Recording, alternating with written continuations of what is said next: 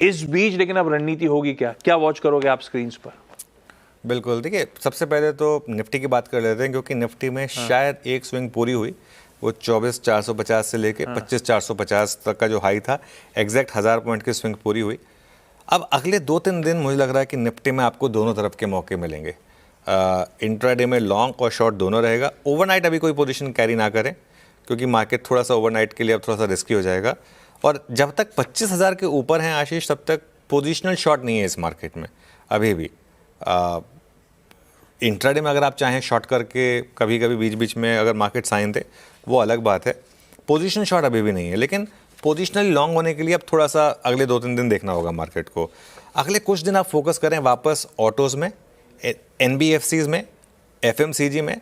और एफएमसीजी से मेरा मतलब लार्जली कंजम्पशन जो बास्केट है पूरी की पूरी, उसमें काफ़ी चीज़ें आ सकती हैं। केबल एंड वायर स्टॉक्स भी आ सकते हैं, उसमें एसी स्टॉक्स भी आ सकते हैं, वाइट गुड्स भी आ सकते हैं। बेसिकली उनमें फोकस करें। बेसिकली अगर निफ्टी 25,000 होल्ड करता है आशीष, तो मिड कैप आउट परफॉर्म कर सकते हैं इस मार्केट में।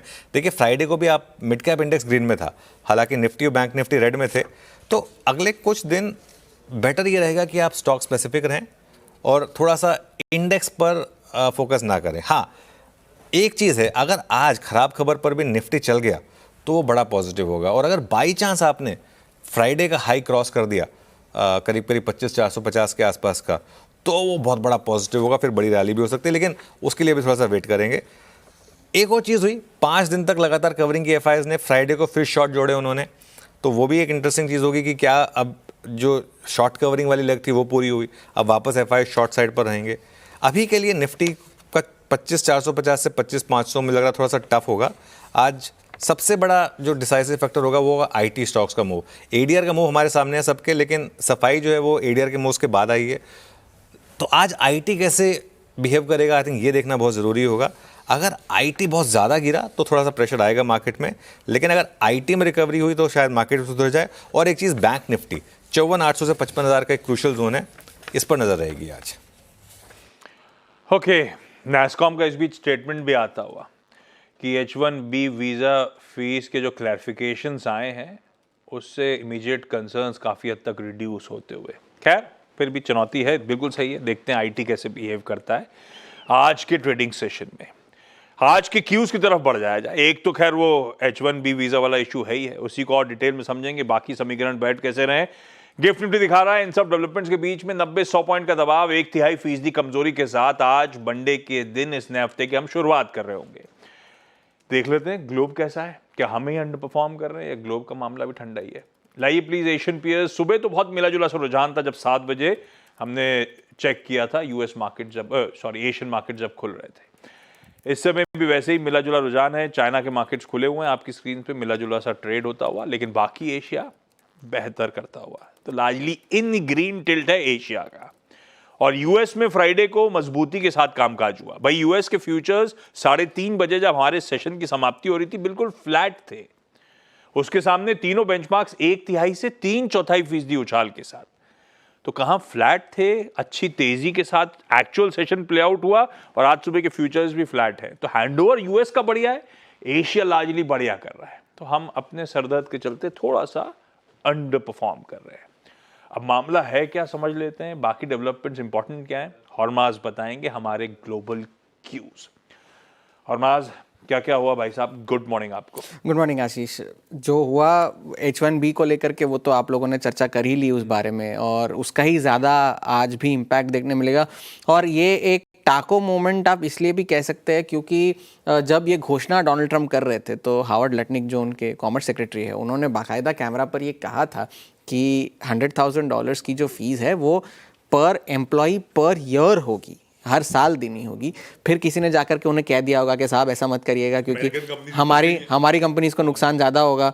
तो फिर जाकर के फिर व्हाइट हाउस ने कल देर रात को जो है एक बहुत बड़ा FAQ जारी किया है कि किन पर ये लागू है, किन पर लागू नहीं है, वगैरह वगैरह।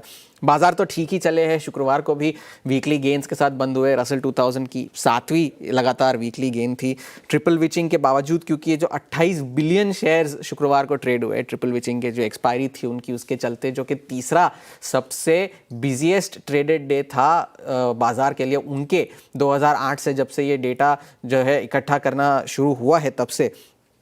और बाकी सारी जो कंपनीज है, अब यहाँ पे भी तीसरी तिमाही के नतीजे आने शुरू होंगे अगले महीने से, और एक अच्छे क्वार्टर का अनुमान लगाया जा रहा है, क्योंकि जिन्होंने अच्छा फॉरकास्ट दिया है उन कंपनियों की सूची भी एक साल के सबसे ऊंचे स्तरों पर है, जिन्होंने खराब फॉरकास्ट दिया है उनकी भी सूची जो है एक साल के निचले स्तरों पर है।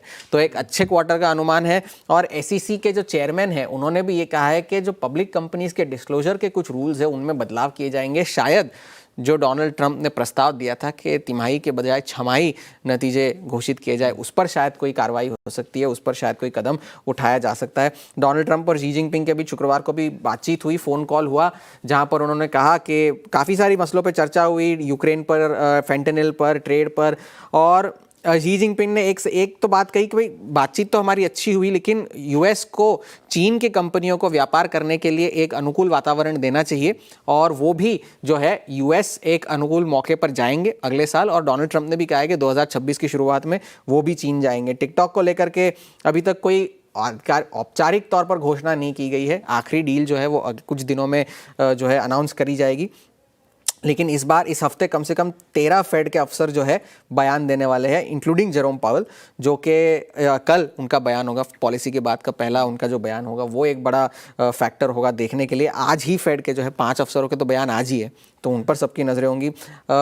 PCE का आंकड़ा इस हफ्ते आना है शुक्रवार को, तो वो बाजार के लिए एक बड़ा ट्रिगर होगा। लेकिन फिलहाल के लिए अब US के बाजारों के लिए भी डायरेक्शनल क्यूज इतने ज़्यादा है नहीं। इस हफ्ते जो शुक्रवार को महंगाई का आंकड़ा आएगा, गुरुवार को जो और मैक्रो डेटा आएंगे, वही सारी चीज़ें हैं देखने के लिए। और ये वीज़ा और टैरिफ को लेकर के कोई अगर डेवलपमेंट्स हो तो वो ज़्यादा ध्यान में रखने की ज़रूरत होगी।